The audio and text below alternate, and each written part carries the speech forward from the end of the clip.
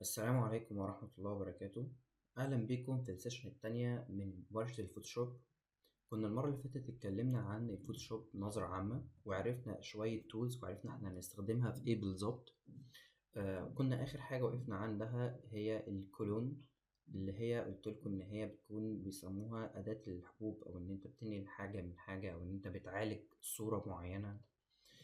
وكنا وقفنا في الآخر خالص عند البراشز، فأنا قلت لكم البراشز دي اقعد معايا شوية.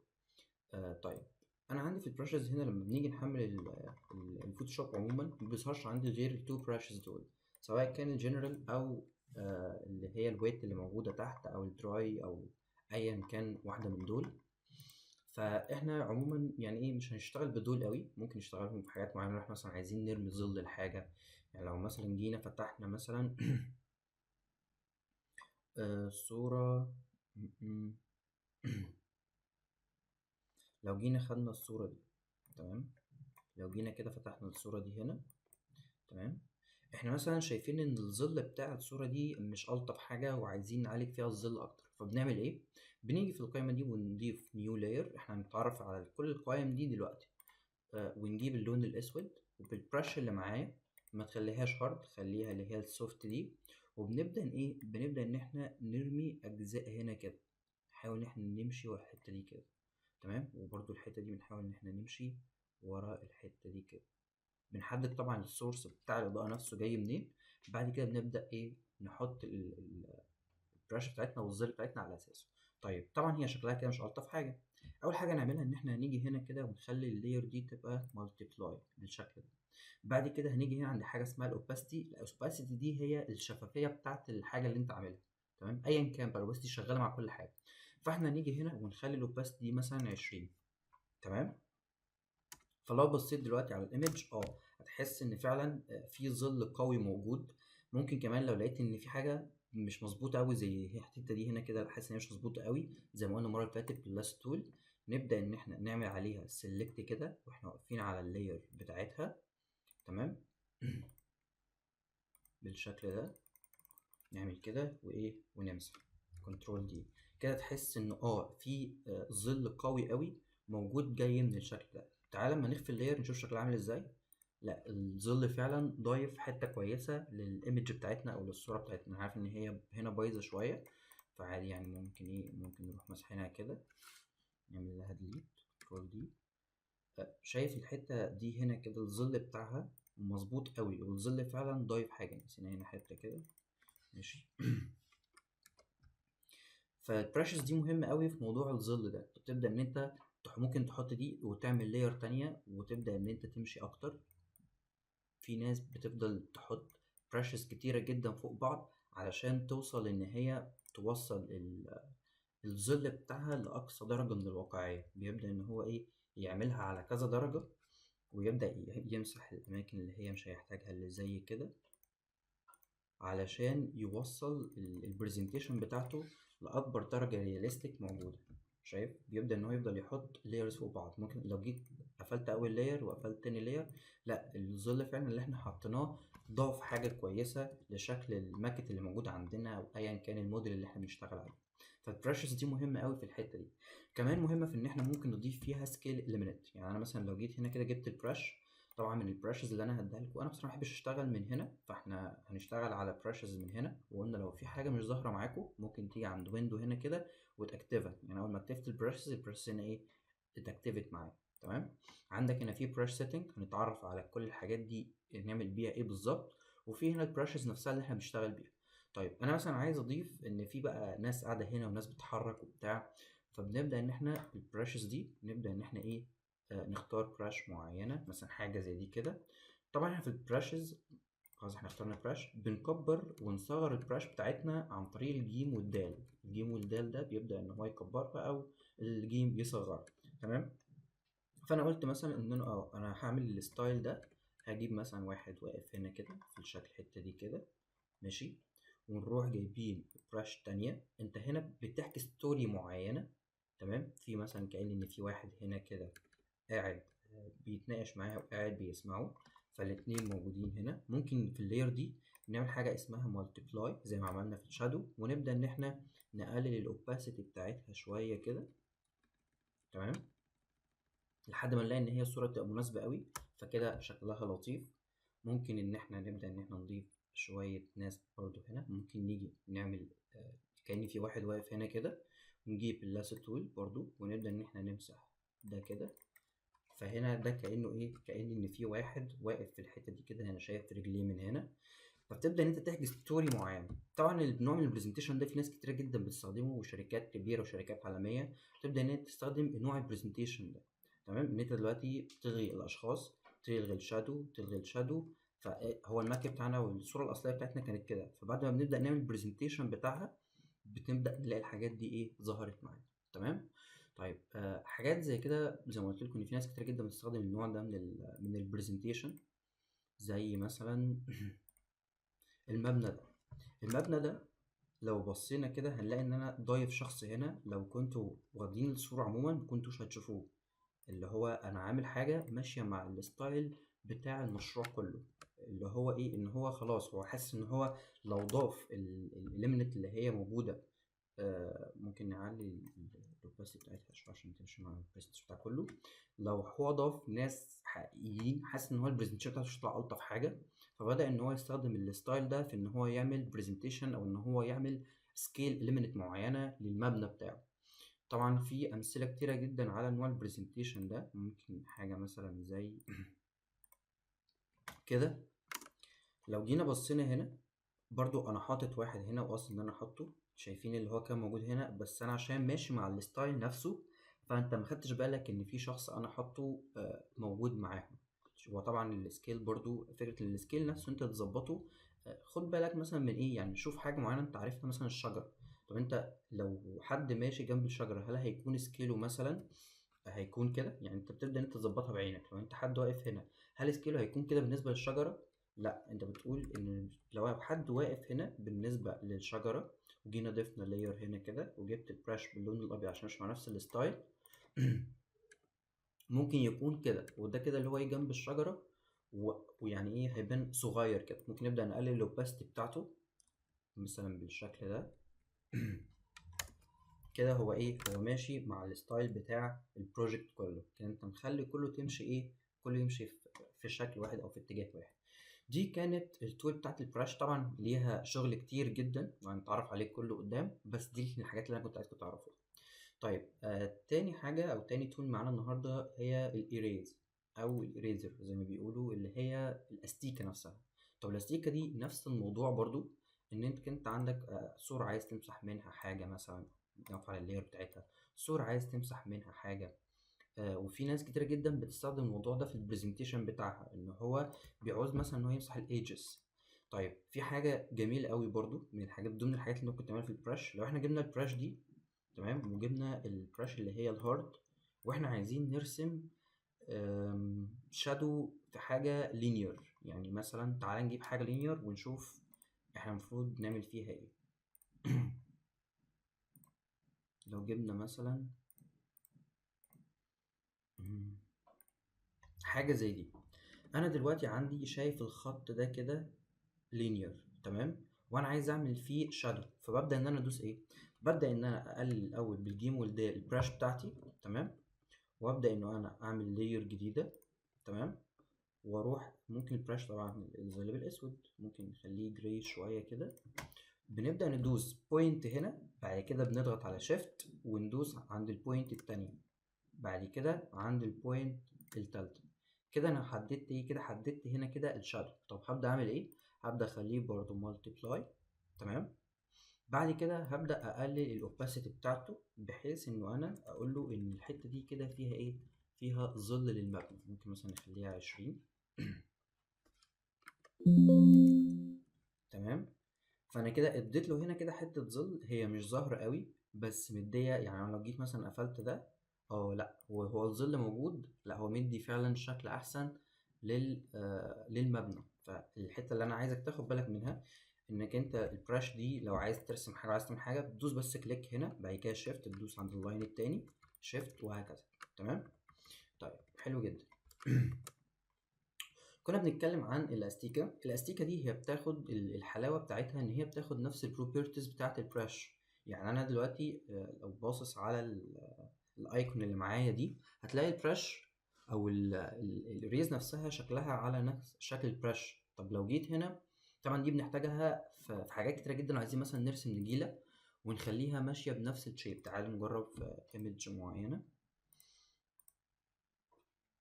ماشي، مثلا لو حاجه زي دي كده، انا عايز لا انا مش عايز اخلي ده كده، وعايز اضيف مثلا في الزون دي شويه نجيله. فممكن اجي كده بالشكل ده، تمام، واجي اروح جايب اللون مثلا جرين بالشكل ده، تمام، ونعمل اكس، بعد كده نقول له كنترول ديليت، فهلاقي الحته دي كده ظهرت معايا. فهنروح نجيب ايه؟ هنروح نجيب الاستيكه، ونيجي عند البروبرتيز بتاعت البرش نفسها، ونبدا نختار مثلا الجراس، نختار مثلا حاجه بتاعت جراس زي دي كده. طبعا انت عندك هتشوف البروبرتيز بتاعت الجراس دي هنا، هي كبيره كده قوي فممكن نصغرها شويه. ايوه، بتبدا تعمل ايه بقى؟ بتبدا ان انت تمسح اجزاء من الحته دي كده. هو كده جايب الايه، هو كده بيمسح على فكره. يعني انت لو واخد بالك، هو كده بيمسح من الاجزاء بتاعه الصوره دي الجزء بتاع الايه، الجزء بتاع الجرين ده، ان هو ايه، اعشاب. فانت لو بصيت هنا كده، طبعا هي الصوره مش رياليستيك قوي، بس دي هنحتاجها قدام لما نبدا ندخل بقى الماتيريال نفسها ونعملها. فانت لو جيت بصيت من بره كده، هتلاقي ان مثلا الحته دي كده، انت لو بصيت على الزون دي لوحدها بس هتحس ان في شجر طالع. فانا اللي عايز اقوله لك ان الاستيكه نفسها بتاخد نفس البروبرتيز بتاعه البرش اللي موجوده، تمام. طيب، عندنا بعد كده حاجه اسمها الباكيت تول. ايه الباكيت تول دي؟ الباكيت تول دي بنشتغل عليها كتير جدا. لو مثلا احنا جينا نعمل نيو لاير، تمام، انا عايز اخلي الباك جراوند بتاعت الورقه بتاعتي مثلا باللون الاحمر مثلا، او باللون النبيتي. فهبدا ان انا اجيب الباكيت تول، واختار عند المربعين دول اللون نفسه، دوس كليك كده عليها، هيبدا يظهر لي ايه، الويندو بتاعت الكالر بيكر دي. فهبدا ان انا مثلا اضغط كليك هنا كده، تمام. يبقى انا كده عندي الباك جراوند بتاعتي نفسها لونها ايه، لونها نبيتي. هبدا انزلها تحت كده واشوف بقى، انا مثلا عايز الغي كل الباك جراوند دي واخلي عندي المبنيين دول في الحته دي بس. فهعمل ايه؟ اروح جايب اللاست تول، تمام، وابدا انه انا اعمل سيلكشن للمبنى كله بالشكل ده وهقول لكم دلوقتي احنا دي هنحتاجها في ايه بالظبط. تمام، نبدا ان احنا نختار كده الزون دي كده، اوكي. نحاول ان احنا على قد ما نقدر نعمل سيلكشن يكون مظبوط، تمام. لو مثلا جيت جبت ده كده اهو بالشكل ده، خد معاك حته اللاندسكيب الفوتو بتاعتك تمام. جيت اخترت ده، هعمل ايه دلوقتي؟ انا عايز اخلي ده موجود وامسح كل اللي حواليه. فبعمل ايه؟ فبعمل كنترول شيفت اي، تمام. فهو دلوقتي هيعمل لك سيلكشن على الحته كلها، ويسيب لك الحته اللي انت عملت عليها سيلكشن. بمعنى ايه؟ بمعنى كنترول شيفت اي دي معناها الانفرس بتاع السيلكشن اللي انت واخده. يعني انت دلوقتي كنت عامل سيلكشن على المبنى، لما عملت كنترول شيفت اي عمل سيلكشن على الايمج كلها ما عدا المبنى. لو جيت عملت وقفت عند اللير بتاعتها عملت ديليت، فانا كده ايه، فانا كده دخلت المبنى بس، خليت المبنى بس هو اللي موجود، تمام، والباك جراوند بتاعتي موجوده. طب ده بنحتاجه في ايه؟ ده بنحتاجه لما نيجي نعمل لوجو براندنج. كده كده احنا عندنا يعني هنعمل فيديو كامل عن موضوع اللوجو براندنج ده، وازاي ان انا اعمل لوجو براندنج شكله لطيف. بس انا هوريكم بس الايه، ليه الحاجه اللي احنا بنحتاجها اللي هي بتاعت الباكيت تول دي هنحتاجها في ايه بالظبط. لان هو ممكن حد يفتكر ان احنا مش هنحتاجها، لا احنا هنحتاجها في حاجات كتيره جدا، تمام. انا دلوقتي قلت ايه؟ قلت ان انا هعمل كده بالبين تول، تمام. هختار كل الحاجات دي. هنعرض دلوقتي برضو البين تول دي انا محتاج منها ايه بالظبط، تمام. وقلت ان انا هقفل ده على كده، ومش هخليه هخليه كله يكون بالشكل ده، تمام. وهخليه باللون مثلا الابيض، باللون الابيض، تمام. بس ممكن نيجي عند الايمج نفسها، نجيب اللاsso تول ونبدأ نمسح الجزء ده ونلغي الجزء ده كده. ده كده اديك عملت لوجو للمبنى اللي هو موجود معاك. ده كده اسمه لوجو براندنج للايه، للبروجكت نفسه. احنا ممكن نطلع دي فوق عشان اوريكم بس المبنى نفسه عامل ازاي. ده كده انت اخترت المبنى ده، فانت كده بتعمل لوجو براندنج خليته بالشكل ده. دي اكتر حاجه مميزه في ايه، في المبنى بتاعك. دي كانت فكره الباكيت تول. طيب بنحتاجها في ايه كمان الباكيت تول دي؟ تعالى اوريكم مثلا حاجه موجوده، حد عامل حاجه برزنتيشن. الجزء ده مثلا، شايفين الباك جراوند اللي حاطط فيها الباترن بتاعت الاسلامي دي؟ نفس الموضوع. هو كل اللي عمله ان هو جاب، ممكن نعملها كنترول ان نجيب لك لاير جديده. كل اللي هو عمله ايه، ان هو فك بس القفل ده، تمام، وراح جايب الباكيت تول، او ممكن تدوس جي عشان تجيبها، يعني تدوس من هنا الباكيت تول او تدوس جي او يجيب لك الاختصارات بتاعتها. ولو عايزين نغيرها هنعرف دلوقتي نغيرها ازاي. ونروح مثلا ايه، انا خلاص انا عايز ابيك لون معين. انا دلوقتي مثلا عايز نفس اللون بتاع الايه، بتاع الايمج اللي فات ده، تمام. فهعمل ايه مثلا، نروح نشوف نفس الصورة ونيجي زي ما قلنا المرة اللي فاتت ان احنا معانا التول دي اللي هي بتعمل ايه، بيك للون. فهي ايه، عملت لك بيك للون. تبدأ ان انت ترجع للايمج اللي احنا فاتحينها وتقول له جي، وتروح ايه ضاربها هنا كده. بعد كده تبدأ تشوف بقى انت عايز تكتب مثلا حاجة، تشوف بقى الحاجات اللي انت عايز تعرفه عليها في المشروع بتاعك وهكذا. هنعرف كل الحاجات دي دلوقتي، تمام. طيب دلوقتي احنا كده عرفنا البرش، وعرفنا الاستيكا، وعرفنا الباكيت تول. طيب في عندك هنا اداتين، يعني هما ملهمش لازمه قوي، مش تعمل بيهم حاجه، يعني كبر دماغك منهم، يعني مش تعمل بيهم حاجه في عماره عموما، فاهم. انت لو عايز تشخبط ولا حاجه ممكن تبدا ان انت تلعب بيهم كده، بس هما ملهمش وظيفه قوي يعني. طيب من اهم الادوات اللي موجوده عندنا بقى هي البين تول. طب البين تول دي بحتاجها في ايه؟ البين تول دي اداه الرسم بتاعتك، انت كانك بترسم حاجه معينه، تمام. احنا كنا لسه عاملين دلوقتي بيها اللوجو براندنج، عشان كده قلت لكم ان اللي هي مهمه جدا في اللوجو براندنج، ومهمه كمان في كذا حاجه كده. طيب بنيجي ساعات بنشوف مثلا ايه طريقه البرزنتيشن دي. البرزنتيشن دي او طريقه البرزنتيشن دي كلها معموله بالبوكيت تول. يعني شايفين اللاين ده معمول بالبوكيت تول، شايفين الارز اللي موجوده ان هو بيوضح لك الحركه بتاعه الويند سيركيليشن بتاعتك عامله ازاي، الحركه بتاعه الشمس، كل الحاجات دي بتتعمل بالبوكيت تول. لو جينا هنا كده لو جينا هنا رجعنا هنا، البوكيت تول انت بتبدا ان انت ترسم بيها خطوط. فانا مثلا بدات ان انا ايه، ارسم الخطوط دي. طيب في هنا شويه بروبرتيز موجوده للايه، للبين تول دي. اول حاجه ان انت ممكن تخليها عباره عن لاينز بس، يعني انت بترسم بيها خطوط. الخطوط دي ممكن ان انت تقدر تملاها بلون. ازاي؟ بان انا بدوس هنا كده، تمام، اللي هو السوليد. دلوقتي بتعمله سوليد، فبيبدا ان هو ايه، يظهر لك ان اللون الاسود هو اللي موجود. وتقدر بقى على فكره تغير الالوان براحتك اللي انت عايزها لحد ما تشوف الستايل اللي انت عايز تشتغل بيه نفسه، وهنعرف قدام برضو ازاي نعمل الحاجات دي، تمام. بعد ما نخلص ده في حاجه عندك اسمها الستروك. الستروك بتاعك ده ممكن يكون لينير، ممكن يكون نفس الموضوع، ممكن يكون جريدينت.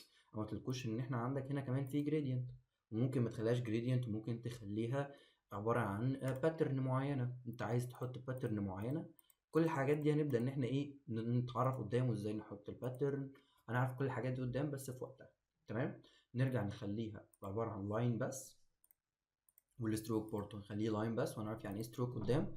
هنا اللاين ويت بتاع البين تول بتاعتك بيبقى عامل ازاي. فانا مثلا هنا عاملها نص، فخلاص لا انا ممكن اعملها 5 اهو. طب انا مش عايز اللون الاسود، لا انا عايز مثلا يكون لونها اللون البينك ده، او اللون الاحمر، او اللي هو النبيتي ده، او اللون الاحمر قوي. فتشوف اللي انت عايز تشتغل بيه. طيب اللي انا شغال بيه هنا كده كان كونتينيوس. انا دوست اسكيب عشان كده هو لغى اللي انا عملته، تمام. اللي انا عملته هنا ان هو كان كونتينيوس، تمام. طب انا مش عايز اخليه كونتينيوس، انا عايز اخليه مثلا عباره عن شرطه شرطه شرطه. فهبدا ايه، فهبدا عند الايكون دي، ان في عندك هنا كده شويه حاجات ليها الستروك اوبشن بتاعك. يا اما هيكون لينير اللي هو، يا اما كونتينيوس، يا اما اللي هو عباره عن دوتد بالشكل ده، يا اما اللي هو عباره عن شروط. طيب لو رجعنا للايمج اللي احنا كنا لسه فيها، مثلا اللي هي الايمج دي، فهنلاقي ان هو هنا كده واخد بين تول لاين كده، واللاين ده قال له انا هعملك باللون الاحمر مثلا، وهخليك عباره عن شروط ورا بعض بالشكل ده، تمام. طبعا عشان الصوره صغيره قوي، فهنبدا ان احنا مثلا ايه، نعملها في حته هنا. طيب انا دلوقتي انا عاملها بكل حاجه وكل حاجه مظبوط. طب هي ليه يعني ظاهره بالشكل ده؟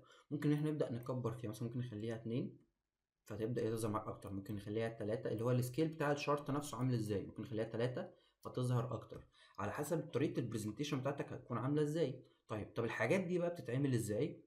الحاجات دي ممكن تفكر فيها 5 دقايق او ممكن تفكر فيها دقيقتين، بس هي ممكن تيجي ازاي.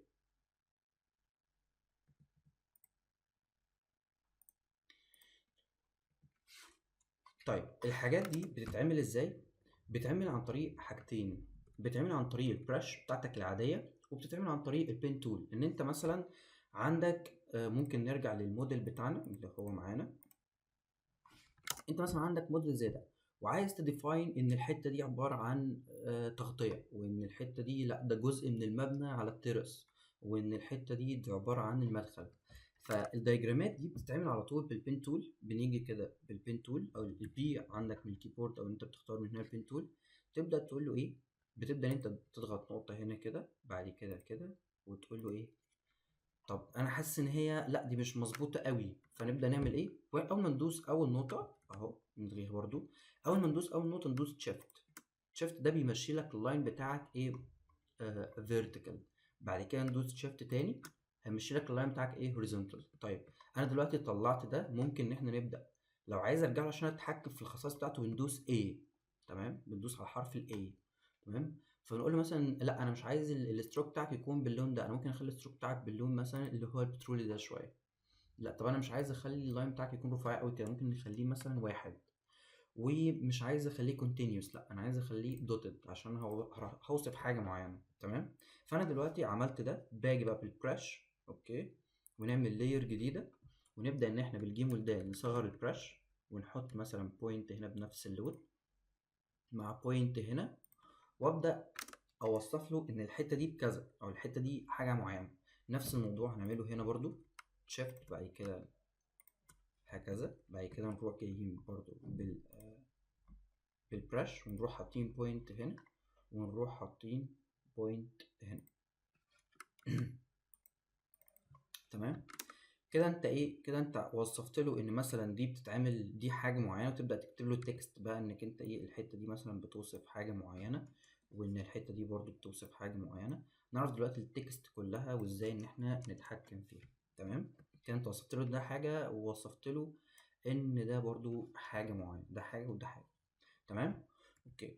دي كانت البين تول. من الحاجات اللطيفه برضو في البين تول ان احنا بنستخدمها كاداه سيلكشن. ممكن نلغي بقى كل الحاجات دي. من الحاجات اللطيفه بتاعت البين تول ان احنا بنستخدمها كاداه سيلكشن. طب سيلكشن ازاي؟ انا مثلا عندي زي ما قلت لكم ان احنا عندنا هنا حته كيرفد قوي مثلا، زي الحته دي. دي حته كيرفد قوي، علشان مثلا اروح اجيبها باللاستول بوليجونال يعني مش هتبقى الطف حاجه، مش عارف اظبطها قوي. وحتى لو رحت جبت بالماجنتيك برضو يعني ايه مش هتظبط معايا قوي زي ما انا بظبطها. يعني هتيجي شويه بس ايه هتكون بايظه يعني اجي في الاخر كده هحس ان هي بايظه شويه ولسه هقعد اعمل سبتراكت ليها وحاجات زي كده. فلا بالبين تول دي اقدر ان انا اعمل له ايه، اقدر اقول له ان انا عندي بين تول بي كده. تمام. وابدا اختار مثلا اي لون مش هتفرق هنا، ابدا امشي على كل الاطراف بتاعه الجزء اللي انا عايز ايه اللي انا عايز اخده معايا. تمام. فانا مثلا عندي الحته دي اهي. طب انا دلوقتي هنا حاسس ان الحته دي كيرفد، فبعمل ايه؟ اول ما بدوس كليك ببدا ان انا ادراك شويه عشان تظبط على الكيرف ده. بعد كده بدوس الت عشان الغي الحته دي. بعد كده ادخل على اللي بعده وهكذا. تمام. طب انا جيت هنا حاسس ان الحته دي كيرفد قوي، لو جيت عملت كده لا مش ظاهر. فبدوس كده وابدا ايه اسحب، وانا دايس على طول ما بسيبهاش خالص، ابدا ان انا ايه احاول اظبطها. بعد كده بدوس. طيب قبل ما اقول لكم انا بدوس ايه، لو جيت عملت سيلكشن على الحته التانيه شايف البتاع حصل له ايه. طب انا مش عايز اخليه كده، انا عايز اخليه يمشي كده على طول، فهعمل ايه؟ فهاجي ادوس الت وادوس عند البوينت دي، بعد كده ابدا ان انا ادوس هنا. تمام. طب لا انا حاسس ان هي مش مظبوطه قوي، فتيجي هنا تروح دايس كليك هنا وكليك هنا، تحاول على قد ما تقدر ان الحاجه دي تكون تطلع معاك ايه مظبوط اهو. لو جيت دوست هنا اللاين طالع مش مظبوط، فهبدا ان انا ايه اسحب. تمام. طب لو جيت دوست هنا عشان احدد النقطه دي جا كيرفد، فهبدا اعمل ايه كنترول زد واروح دايس الت عند البوينت دي. شايفين السهم اللي بيظهر ده؟ ده بيقول لك ان هو لغى انك انت تعمل كيرف، ان هو يكمل، ان الكيرف بتاعك يكمل. فاول ما تدوس كده هتلاقي ايه الحته اللي فوق دي خلصت، فتبدا انت ايه تكمل السلكشن بتاعك مظبوط. ما ظبطتش تبدا انت تعمل كنترول زد وتحاول ايه تعمل دراج كده عشان ايه تبدا تظبطها. انا معتمد يعني معمد ان انا ايه اجيب حاجه فيها كيرفات كتير عشان اوريكم السلكشن يعني المفروض ان انت تظبطه ازاي. تمام. نيجي بالشكل ده برضو الت وندوس هنا، بعد كده هنا، بعد كده هنا، ونسحب ندراج شويه. تمام. بعد كده الت، بعد كده نيجي هنا كده نحاول ان احنا نسحبها. تمام. ممكن عشان ما نمشيش على ده كله ممكن نيجي هنا ايه بقى ونبدا ان احنا ايه نقفلها عشان اوريكم بس هي ازاي ان هي تتعامل كاداه سelection. انا دلوقتي اخترت ده. تمام. فانا كده اخترت الزون دي عشان كان في حاجات هنا صعبه قوي ان انا اجيبها، فانا كده اخترت الزون دي. هعمل ايه بقى؟ هاجي هنا اروح دايس كليك يمين واقول له اعمل لي ميك سelection. هيقول لك عايز تعمل الفيد ريديوس بتاعك زيرو، قول له اه اوكي واعمل لي نيو سelection. هيقول لك اوكي. هتلاقيه عمل لك ايه؟ عمل لك سيلكت للحته دي. ساعتها تقدر ان انت ايه، ساعتها تقدر ان انت تاخد مثلا منها كوبي، ممكن تاخدها لاير فيا كات كده في لاير لوحدها. تمام. وتبدا ان انت ماشي هو كده عن سوري، ممكن تيجي تخليك في نفس البين تول. تمام. وتقول له ان انا عايز اعملها ايه، عايز اعملها لاير فيا كوبي. هو تقريبا خدها في حته بس اوكي ثانيه واحده عشان عاملين سيلكشن حاجات كتير قوي هنا. تمام. تيجي بقى تجيب الماجيك وتدوس هنا كده، احنا واخدين السلكشن بتاعنا على الجزء ده، فيبدأ ان هو يحدد اللاير نفسها اللي هي دي. بعد كده تقول له ايه لاير فيا كات كده، الايه بتاع بتاعك اتقفل. تقدر ان انت ايه تشيلها وتشغلها براحتك. تمام. دي كانت حته السلكشن عشان هي مشكله كبيره قوي بتقابلنا في ان احنا في حاجات كتيره قوي مش عارفين ان احنا ناخدها سلكشن مظبوط. فده انسب طريقه ان احنا نعمل بيها الايه السلكشن بتاعنا لو في حاجه مقصره معانا زي ده. تمام. طيب دي كده كانت التول رقم 4 معانا. هنتكلم بعد كده عن التكست. انت لو جيت هنا عند التكست ودوست كليك يمين هتلاقيه بيقول لك في عندك الهوريزونتال تكست والفيرتيكال تكست. في شويه حاجات ماسك بقى يعني نعرف هي ايه بالظبط اللي نشتغل بيها وهنشتغل بيها في ايه. بس انا عايزك دلوقتي تجيب مثلا هوريزونتال تكست. تمام. انت عشان تكتب اي تكست على فوتوشوب، لو جينا مثلا نكتب هنا كده ندراجن كده الشكل ده، في شويه بروبرتيز برضو. ايه البروبرتيز اللي موجوده؟ اول حاجه عندك الفونت، انك انت بتبدا ان انت تغير الفونتس اللي موجوده عندك. انا دي كلها فونتات عندي برضه هبعتها لكم.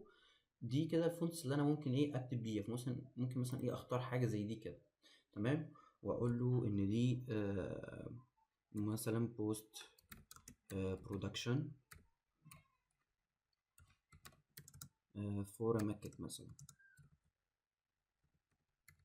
تمام.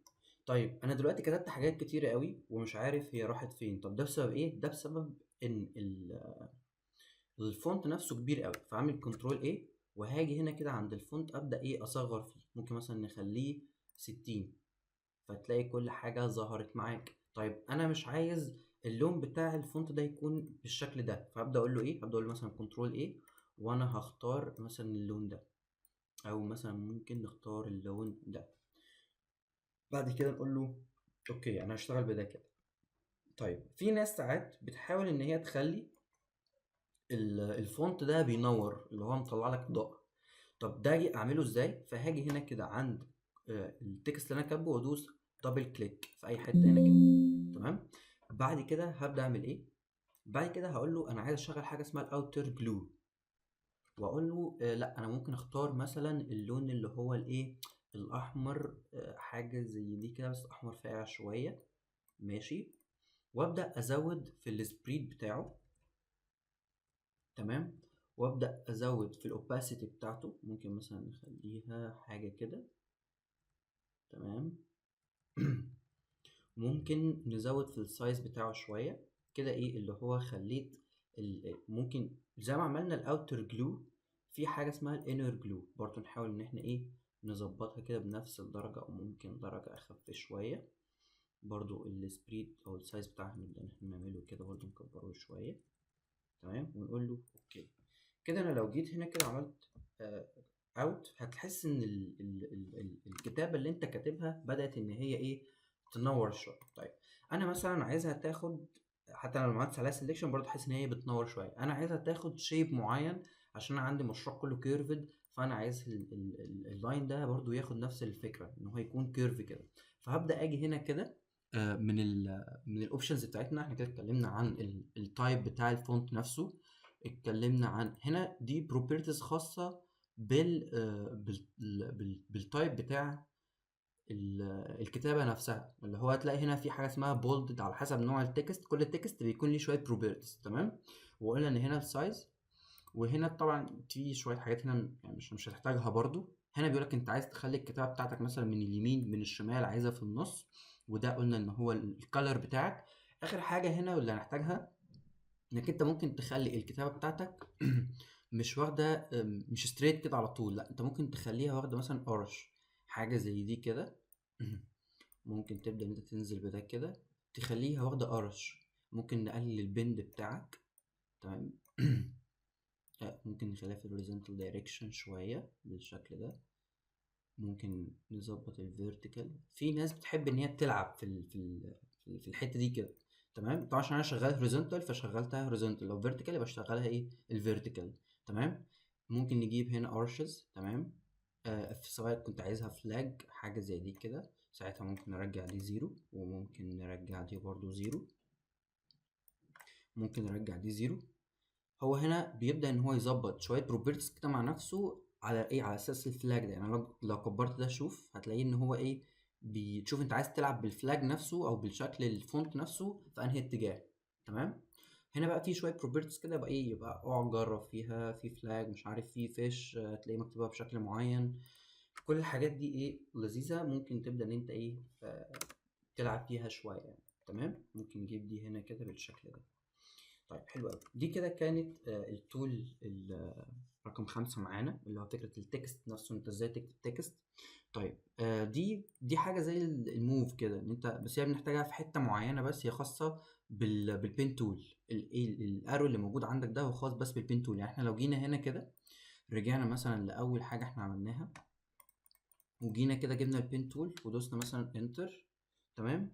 لو جيت دوست على ده، لو هو باللون الابيض هتبدأ ان انت تحرك الجزء بتاع ده بس. طيب لو هو باللون الاسود، خدت بالك لما تحول، لو جينا مثلا خليناها باللون الاسود، ده بيحرك في البوينتس او بيحرك في المسار كله على بعضه. يعني لو خليناه بالابيض هيبدأ ان هو يتحكم في ايه، في البوينتس. يعني مثلا جيت هنا كده، ايوه بيتحرك في البوينتس بس، تمام. لو هو ابيض يبدا ان هو ايه يتحكم في البوينتس بس. طب لو هو اسود، لو اسود هيبدا ان هو يتحكم لك في الباث اللي انت راسمه ده كله. الحاجه اللي احنا راسمينها دي اسمها الباث بتاعك، تمام. طيب من الحاجات اللطيفه برضو اللي احنا هنحتاجها، في شويه شيبس هنا كده بنحب ان احنا نرسم بيهم حاجات معينه. يعني مثلا زي الريكتانجل انا قلت مثلا ان انا هعمل ده كده، تمام. وهخلي اللاين بتاعه 2، فتلاقيه ظهر معاك. واللاين ده انا هخليه باللون الاحمر، تمام. وممكن اخليه مثلا دوتد بالشكل ده. طيب ده الفريم ده كده انا محتاجه في ايه مثلا؟ ده بتحتاجه لو عايز تعمل بوكس على حاجة معينة، لو عايز تخلي الشيب بتاعه مختلف، عايز تعمل اطار لصورة معينة يبقى بشكل معين. هنحتاجها كتير، يعني هنعرف التول نفسها هنحتاجها في ايه بالظبط عند الوقت بتاعها، تمام. في عندك شويه اشكال هنا، في عندك الاليبتيكال زي ما قلنا ان انا ممكن ادوس الت عشان يتعمل من النص، وندوس شيفت لو احنا عايزين نخليها ايه سيركل، زي نفس التول اللي احنا كنا بنتكلم عليها بتاعت السلكشن، تمام. هي نفس التول بنفس الوظيفه بنفس كل حاجه، بس الفكره ان هو هنا بيسيب لك ايه، بيسيب لك لاينز، بيسيب لك لاين نفسه شكله عامل ازاي. عندك هنا تاني ريكتانجل، عندك البوليجونال، عندك اللاينز لو عايز ترسم بقى لاين معين، نفس كأنك شغال على باوربوينت عادي. بس من الاشكال اللطيفه بقى ان انت عندك حاجه هنا اسمها كاستم تول. كاستم تول دي فيها شويه حاجات هنا ظريفه. هي طبعا مش الحاجات دي اللي هنحتاجها قوي، بس ايه يعني في شويه حاجات كده هنبدا ان احنا ايه نحتاجها واحنا بنعمل البرزنتيشن، واحنا بنظبط كام حاجه كده، ايه هنبدا ان احنا نحتاجها يعني. اوكي. بيكون فيها اروز، ممكن ان احنا نبدا بعد كده قدام ندخل عليها شيبس معينه، عشان لو مدينا مثلا ان احنا قلنا عايزين نعمل فورم جنريشن للحاجه زي دي، تمام. فانا المفروض هقول له مثلا ان انا الحته دي ميلتها شويه سحبتها، فالمفروض انه انا هاجي هنا كده نجيب اللاsso تول، سوري مش الماجنتيكال. ماشي، بقول له مثلا ان انا جيت هنا كده خدت بالارو ده كده هنا كده ايه، بدات انه انا اظبط له فورم جنريشن. فانا قلت له برضو بال... بالبراش كده ببدا ان انا ايه احدد مثلا اللون مثلا يكون احمر او حاجه زي كده. ماشي، وابدا ان انا اكبر فيها شويه واقول له ايه ان انا التول دي الحته دي بدات انه انا ايه ممكن نخليها لاير تاني عشان لو هنكبر فيها ونلعب فيها شويه. قلت له مثلا ايه، قلت له ان انا سحبت الحته دي، مش ممكن اقلل الاوباسيتي بتاعتها شويه. تمام، نخليها ملتبلاي عشان السما اللي ورا تبان. كنترول دي، انا كل اللي بقول له ايه ان انا مثلا جيت سحبت الحته دي بالشكل ده عشان كده الواجهه بتاعتك ظهرت ان هي مايله.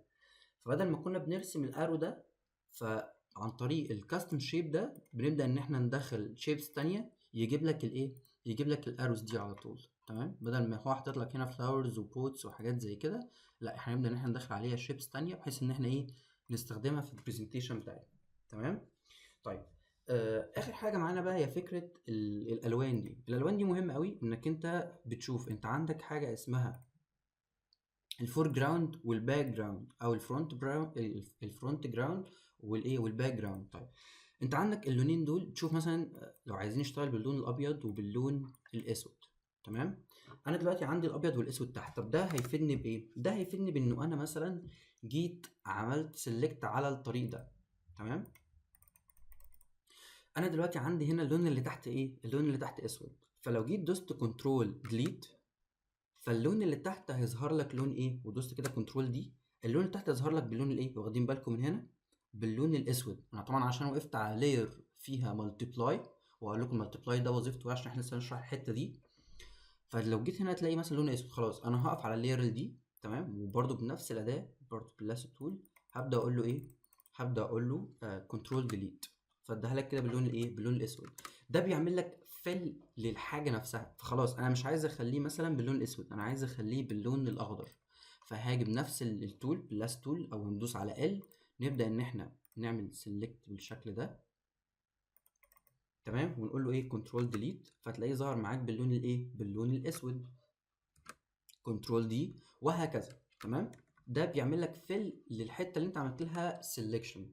اوكي اوكي دلوقتي تمام، دلوقتي في مثلا عشان برضو يعني مشاكل كده غريبه بتقابل الناس، بتقولي مثلا ان في تولز من التولز دي مش ظاهره معاهم.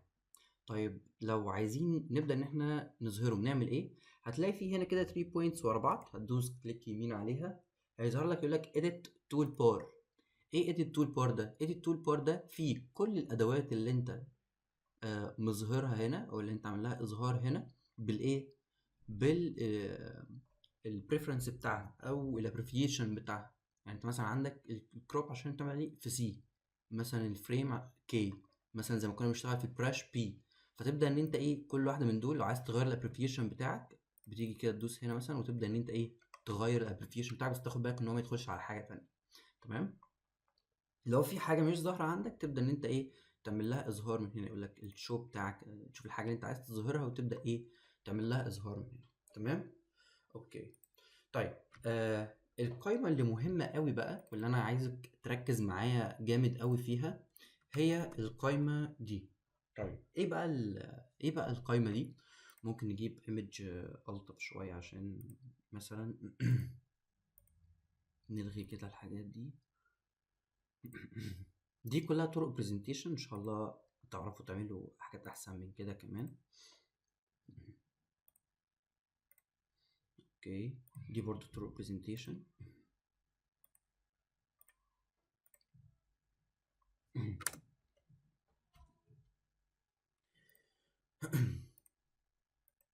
طيب هنحتاج في ايه بقى موضوع اللايرز اللي هنا دي؟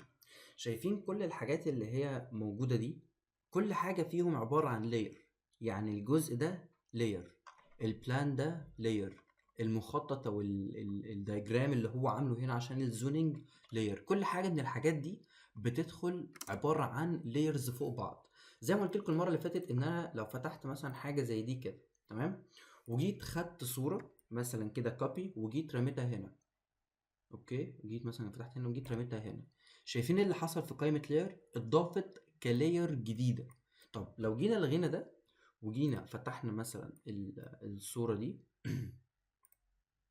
افتح الايمجز وقلت مثلا انه انا ايه، هفتح مثلا حاجة زي دي كده.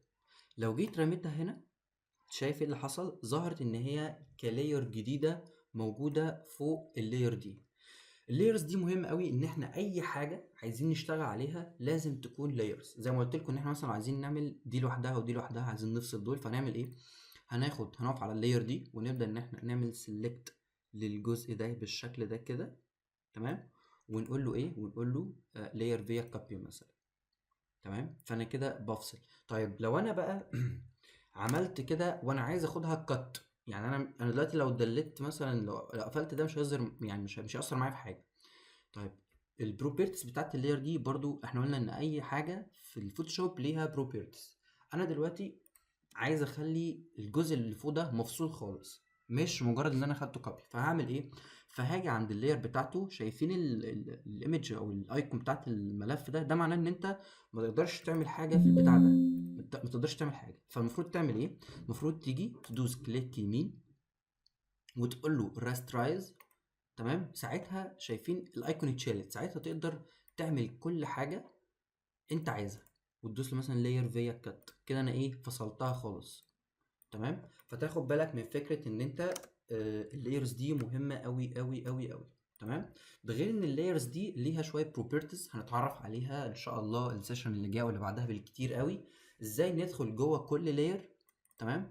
ونبدا نشوف البروبرتيز بتاعها، نشوف البيفل بتاعها، نشوف الستروك، نشوف الشادو، نشوف ازاي نعمل دروب شادو، ازاي نعمل برزنتيشن للبلانز. هنشوف كل الحاجات دي ان شاء الله من السيشن اللي جاي. بس اللي كل عايز اعرفه، كل اللي انا عايزكم تعرفوه شويه تفاصيل صغيره كده، تمام. اول تفصيله، انت عندك في القائمه هنا حاجه اسمها opacity، حاجه اسمها fill، حاجه اسمها normal.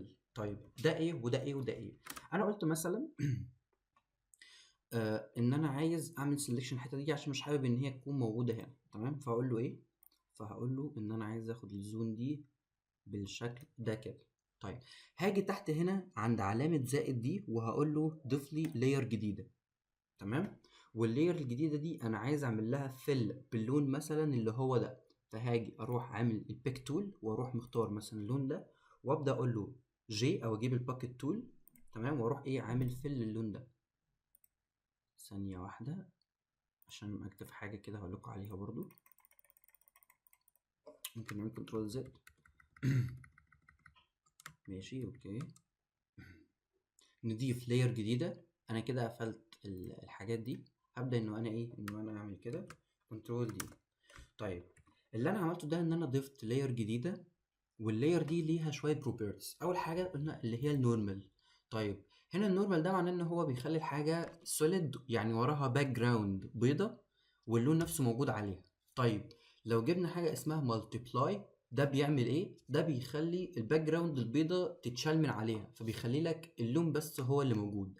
طبعا في شوية حاجات هنا، في سكرين وفي لايتن في اوفرلاي، في شوية بروبرتيز هنا كده مش هنحتاجها دلوقتي، احنا هنحتاجها قدام شوية لما نبدأ ان احنا نعمل برزنتيشن في البلانات ونعمل برزنتيشن للسايت اناليسيس والحاجات دي كلها، هنبدأ ان احنا ايه، نحتاجها. طيب في حاجة عندي هنا اسمها الاوباسيتي. الاوباسيتي دي الشفافية بتاعت اللون، هي هنا 100%، معناها ان هو ده الدرجة بتاعت اللون بتاعك سوليد قوي، تمام، مش تقدر تعمل فيه اي حاجة. طيب انا بقى عايز اشوف من وراها الحاجة. اللايرز دي عشان نوضح الموضوع بتاع اللاير لان هو مهم قوي، عبارة عن شفافات فوق بعض. انت بتحط شفافة فوقيها شفافة فوقيها شفافة عشان تبدأ تكون الصورة الكلية بتاعتك، تمام. فانا دلوقتي الاوباسيتي دي لا، انا عايز اشوف اللي ورا الشفافة ده موجود ايه، فممكن نخليه مثلا 20. فانا كده عندي اللاير بتاعتي هي موجودة بس انا شايف اللي وراها، تمام. طب لو خليت دي 100% اوكي، وجينا عايزين نشوف الفيل بتاعها، الفيل بتاع اللون ده بقى هي الدرجة بتاعت اللون نفسه. انا ممكن مثلا ابدأ اخلي ده مثلا 20. فهنا هو نفس الفكرة، هو بيقلل لك الدرجة بتاعت اللون نفسه بس بدرجة معينة، تمام. انما الاوباسيتي دي بتخلي لك الايمج اللي انت عاملها او اللاير اللي انت عاملها دي شفافة خالص. فهو مفيش فرق ما بينهم قوي، بس مهم جدا ان انت تعرف ان انت لو عايز تعمل فيل او عايز تعمل تقلل الاوباسيتي بتاعتك، احنا نعرف كل الحاجات دي واحنا بنعمل البرزنتيشن نفسه.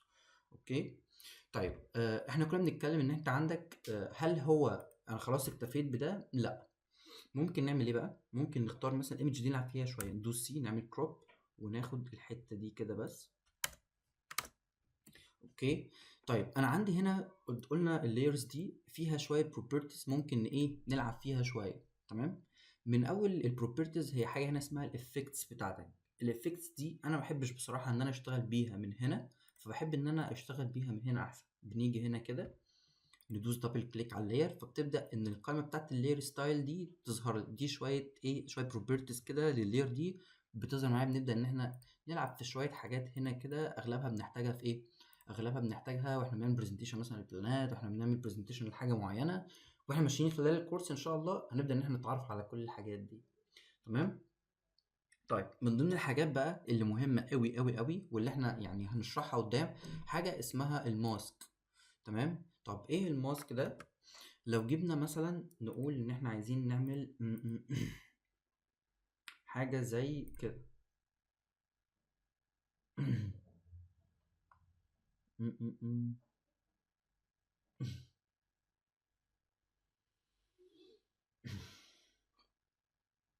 هي ده مهمة جدا، ده مهمة جدا جدا في ان انت آه، بتظبط حاجة معينة يعني في الافكت بتاعت المشروع بتاعك. بتفيد كتير يعني. انا عن نفسي ما بشتغلش بيها كتير قوي عشان في طرق تانية ليها، بس في ناس كتيرة جدا يعني تحب انها تشتغل بيها. لو جبنا مثلا حاجة زي، عايز اوريكم حاجة معينة مثلا. طيب لو جبنا مثلا ده، هو ازاي قدر ان هو يجمع الحاجات دي كده مع بعض بالشكل ده؟ تمام، او مثلا ممكن اجيب لكم حاجة بقى معينة من البرزنتيشن بتاعت المشاريع نفسها. لو جبنا مثلا حاجة زي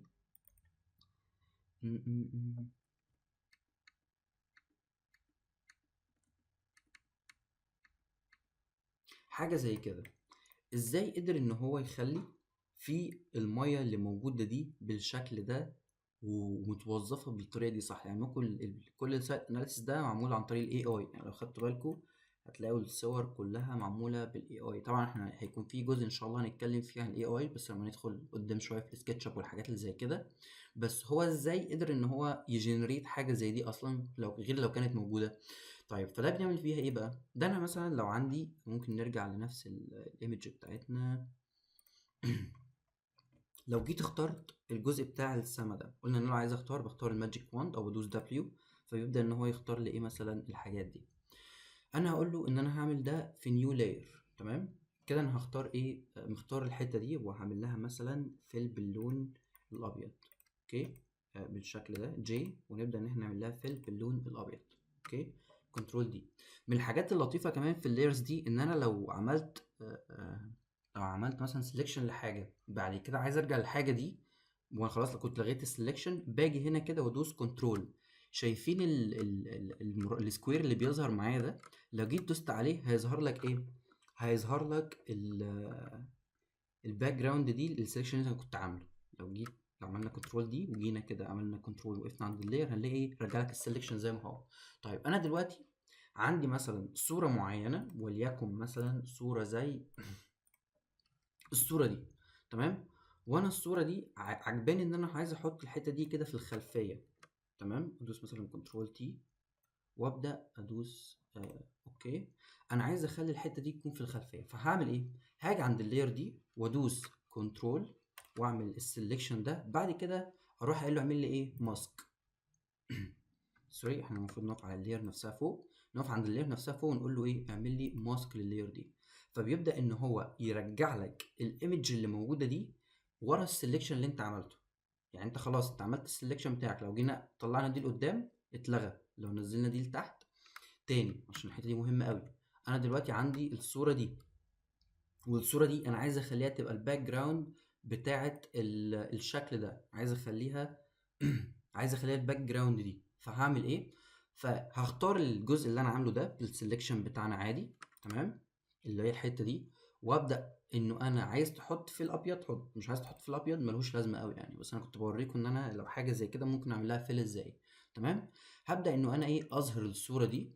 تمام. واروح واقف عليها واقول له اعمل لي ايه ماسك. لو جيت بصيت تحت كده هيظهر لك يقول لك انك انت بتعمل اد لاير ماسك، او ممكن عن طريق اللاير دي لما تدوس عليها كليك يمين يقول لك ايه كرييت كليبنج ماسك. تمام. انا بصراحه ما بحبش اشتغل بالطريقه دي، فانا هشتغل بده. تمام. واقول له ايه، واقول له اعمل لي ليها ماسك، فهتلاقيه يرجع لك الايمج دي في الباك جراوند اللي انت عايزها. ممكن ساعتها بقى ايه تبدا تعمل الاوباسيتي بتاعتها بالشكل ده. في ناس كتيره جدا بتحب النوع ده من البرزنتيشن. تمام. دي كانت كل حاجه انا كنت عايز اقولها لكم النهارده. لانه ان شاء الله من المره الجايه احنا نبدا نشتغل في البرزنتيشن، نبدا نشتغل في الاستاديز، بعد كده الاستاديز نخش على البلانز والسكشنز لحد ما نوصل للفورم جنريشن بال 3 دي اكسترومتري بالريندر بالبوست برودكشن. فاشوفكم على خير ان شاء الله المره الجايه. والسلام عليكم ورحمه الله وبركاته.